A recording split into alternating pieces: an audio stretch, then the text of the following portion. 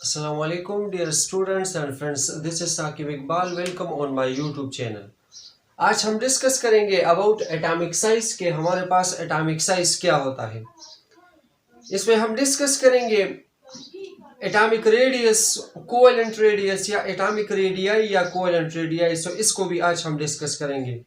सो चलो स्टार्ट लेते हैं एटॉमिक साइज के हमारे पास एटॉमिक साइज क्या होता है।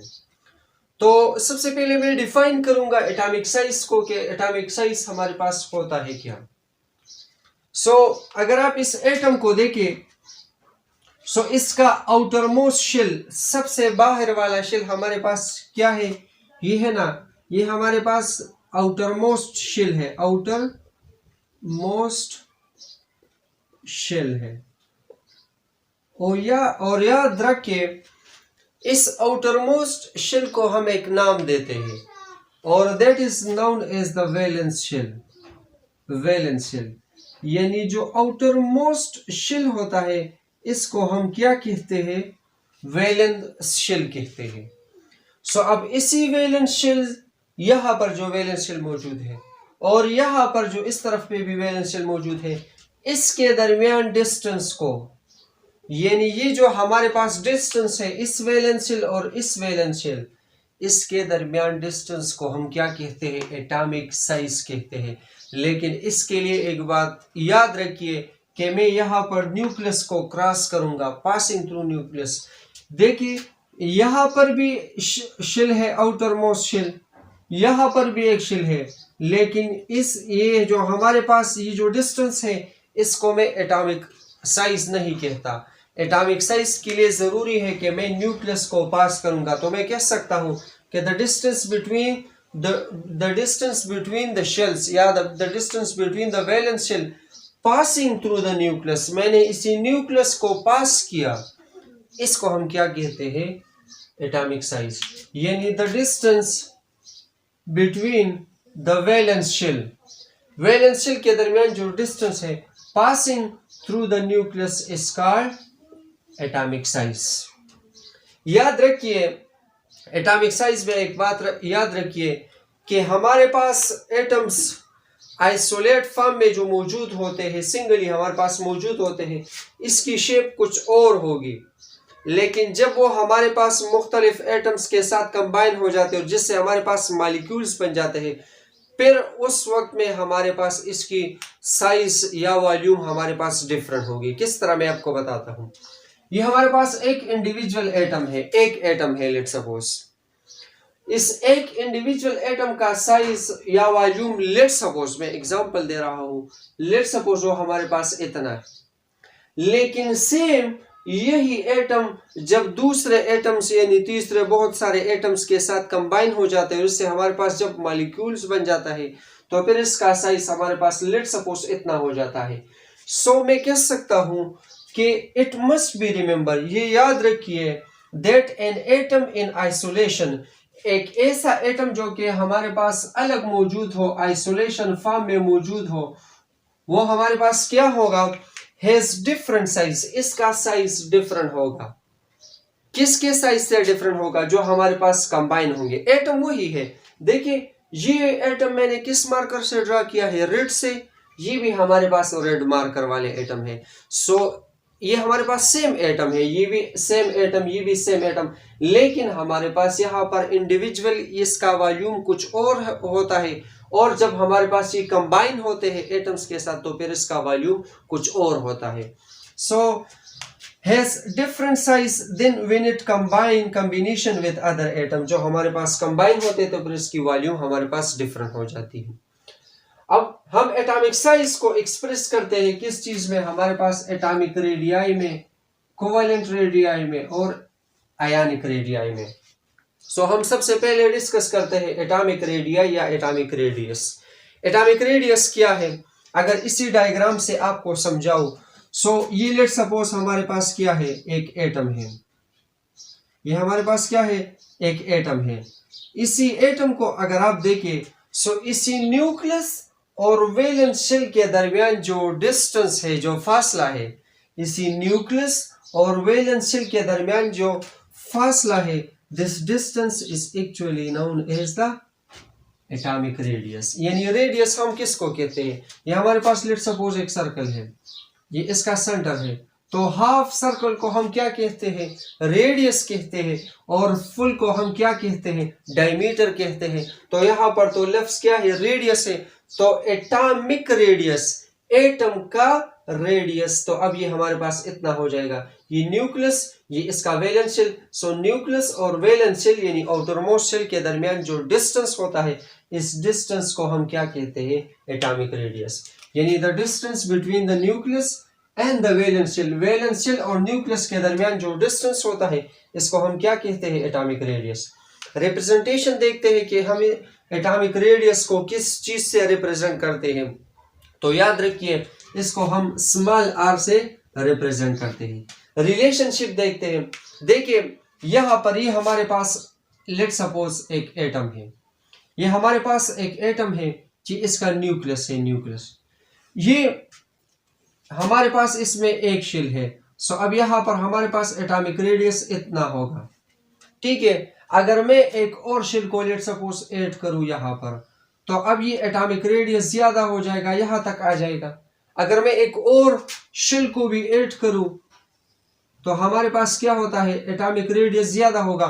सो कहने का मतलब ये है कि जितने भी मैं नंबर ऑफ शेल को ज्यादा कर रहा हूं, एटॉमिक रेडियस उतना ही ज्यादा हो रहा है। सो डायरेक्टली प्रोपोर्शनल किसे कहते हैं? कि जब मैं एक चीज को ज्यादा करूंगा, दूसरा चीज खुद ब खुद ज्यादा हो जाएगा।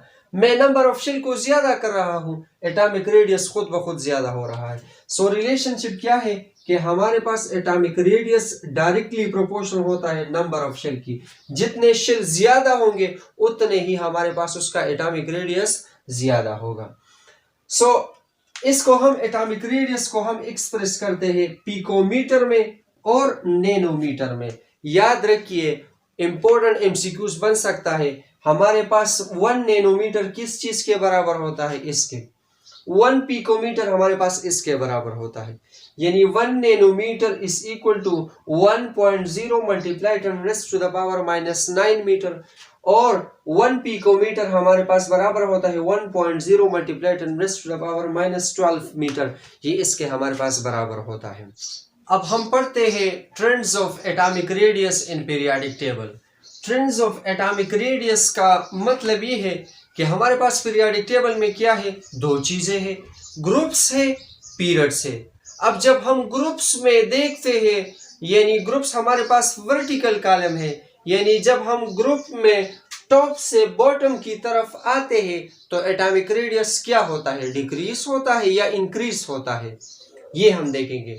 जब हम पीरियड में लेफ्ट साइड से राइट की तरफ जाते हैं, तो एटॉमिक साइज डिक्रीज होता है कि इंक्रीज होता है?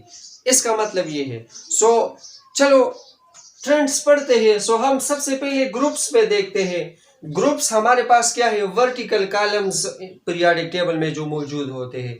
अब जब ग्रुप्स में हम देखते हैं, तो जैसे ही हम ग्रुप्स में टॉप से बॉटम की तरफ आते हैं, ऊपर से नीचे की तरफ आते हैं, सो एटॉमिक रेडियस हमारे पास इंक्रीज होता जाता है। क्यों? हमारे पास शेल्स ऐड हो जाते हैं। किस तरह? देखिए यहाँ पर जो हमारे पास सबसे टॉप पे था, इसका एटॉमिक रेडियस था इतना, कम था। जैसे ही कुछ और नीचे आया, तो हमारे पास एटॉमिक रेडियस थोड़ा और इंक्रीज हुआ। जैसे ही कुछ और नीचे आया, तो और भी इंक्रीज हुआ, और लास्ट में हम सबसे ज्यादा इंक्रीज हुआ। तो मैं कह सकता हूं कि जब भी मैं ग्रुप में टॉप से बॉटम की तरफ आता हूं, तो एटॉमिक रेडियस इंक्रीज होता है। यहाँ पर इतना छोटा था, फिर बड़ा हो गया, फिर और बड़ा, फिर और बड़ा। तो हमारे पास ये क्यों होता है? क्योंकि यहाँ पर हमारे पास एक शेल था, यहाँ पर 2 शेल, यहाँ पर 3 शेल, यहाँ पर 4 शेल। सो हमारे पास एडिशन ऑफ शेल्स होती है। हर एक एटम के साथ शेल ऐड होता है, जिसकी वजह से हमारे पास क्या होता है? एटॉमिक रेडियस इंक्रीज होता है ग्रुप में। सो अब हम ट्रेंड पढ़ते हैं पीरियड में। देखिए जब हम पीरियड में लेफ्ट साइड से राइट साइड की तरफ जाते हैं, तो हमारे पास क्या होता है? एटॉमिक रेडियस डिक्रीज होता है। अब आप तो पढ़ेंगे, अब आप तो यहाँ पर देखेंगे कि जैसे ही हम लेफ्ट साइड से जाते हैं राइट साइड की तरफ, ये एटम सेम है, ये एटम भी साइज में सेम है, ये भी सेम है, ये भी सेम है, तो किस तरह आप कहते हैं कि हमारे पास यहाँ पर हमारे पास क्या होगा, डिक्रीज होगा? ये तो सेम है। देखिए बेटा मैं आपको बताता हूँ। सेंटर में हमारे पास क्या होता है, एक एटम के स्ट्रक्चर को अगर हम देखें तो ये इसका न्यूक्लियस है। न्यूक्लियस में हमारे पास ये, अगर मैं थोड़ा बड़ा ड्रा करूं, ये इसका सेंटर है, तो सेंटर में क्या होता है, प्रोटॉन होता है, न्यूट्रॉन होता है। प्रोटॉन पे पॉजिटिव चार्ज है। इसी तरह हमारे पास शेल्स होते हैं, इसी शेल में हमारे पास इलेक्ट्रॉन्स मौजूद होते हैं, इलेक्ट्रॉन्स, और इलेक्ट्रॉन्स पे हमारे पास नेगेटिव चार्ज होता है। सो आप लोगों ने पढ़ा हुआ है कि इस नेगेटिव और पॉजिटिव चार्ज के दरमियान एक अट्रैक्शन होता है, ठीक है ना, अट्रैक्शन एक फोर्स होता है। सो जैसे ही मैं लेफ्ट से राइट की तरफ जाता हूं तो हमारे पास एटॉमिक साइज डिक्रीज होगा। किस तरह मैं आपको प्रूफ देता हूं। यहां पर अगर आप देखें तो इसके वैलेंस शेल में हमारे पास सिर्फ एक इलेक्ट्रॉन था। इलेक्ट्रॉन पे कौन सा चार्ज है, नेगेटिव चार्ज है। प्रोटॉन पे कौन सा चार्ज है, पॉजिटिव चार्ज है। तो अब ये एक इलेक्ट्रॉन एक प्रोटॉन, हमारे पास यहाँ पर तो फोर्स होगा लेकिन इंतहाई कम होगा, तो ये हमारे पास थोड़ा दूर होंगे एक दूसरे से। अगर आप यहाँ पर देखिए तो अब एक इलेक्ट्रॉन वैलेंस शेल में एक और भी ऐड हो गया। यहाँ पर एक इलेक्ट्रॉन था, यहाँ पर एक इलेक्ट्रॉन ये, एक इलेक्ट्रॉन ये, तो अब इसके दरमियान भी फोर्स ऑफ अट्रैक्शन है, क्योंकि इस पे नेगेटिव चार्ज है, यहाँ पर पॉजिटिव चार्ज है, इस पे नेगेटिव चार्ज, इस पे पॉजिटिव, तो इस पे हमारे पास दोनों तरफ से अब फोर्स अप्लाई होता है, तो इसका एटॉमिक साइज और भी डिक्रीज होता है। यहाँ पर अगर आप देखें तो यहाँ पर दो इलेक्ट्रॉन नहीं बल्कि एक इलेक्ट्रॉन और ऐड हो गया, तो अब यहाँ पर पॉजिटिव चार्ज है, यहाँ पर भी नेगेटिव चार्ज, यहाँ पर भी नेगेटिव चार्ज, यहाँ पर भी, तो यहाँ पर भी इस पे थोड़ा फोर्स लगेगा, यहाँ पर भी इसकी तरह इस पे थोड़ा फोर्स लगेगा, यहाँ पर भी इस पे थोड़ा फोर्स लगेगा। सो न्यूक्लियस इलेक्ट्रॉन को अपनी तरफ खींचता है, तो इसका साइज डिक्रीज होता है। यहाँ पर एक इलेक्ट्रॉन और ऐड हो गया, तो अब यहाँ पर भी फोर्स अप्लाई होता है, इस रीजन से भी फोर्स अप्लाई होता है, इस रीजन से भी फोर्स अप्लाई होता है, और इससे चारों तरफ से इस पे हमारे पास फोर्स अप्लाई होता है। सो एटॉमिक साइज हमारे पास और भी डिक्रीज होगा। वीडियो थोड़ा लार्ज हुआ, इसके दूसरे पार्ट में हम डिस्कस करते हैं कोवेलेंट रेडियाई के हमारे पास कोवेलेंट रेडियाई क्या होते हैं। सो इसके बाद हम डिस्कस करते हैं covalent radii. Okay, thanks a lot.